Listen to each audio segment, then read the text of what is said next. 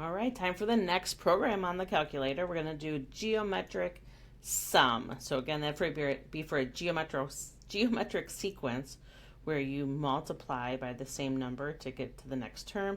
This is if we're trying to add the terms in the geometric sequence. So we're going to call this GEOSUM. And start off again,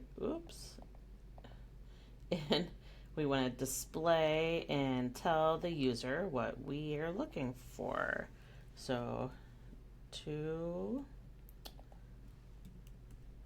find GEOSUM,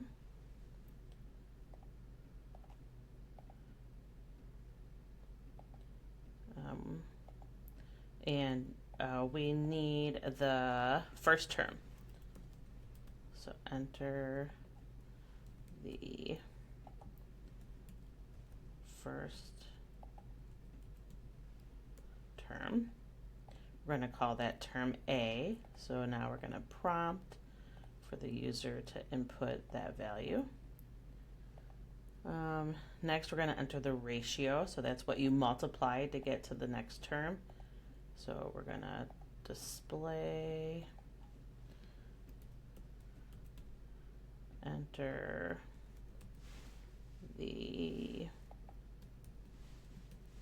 ratio. We're going to give that the variable R, and last up, we need to know how many terms.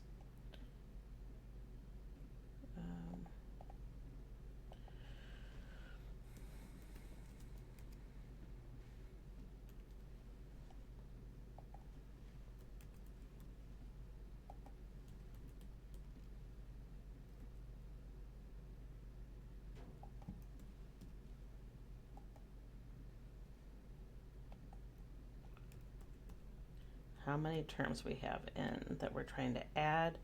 We're going to do program, prompt, we're going to assign n that variable. And now we need to write the program. It's a little complicated, so the way the program works is we do the first term times, and now we have a fraction. So the numerator is 1 minus R to the n, and the denominator is 1 minus R.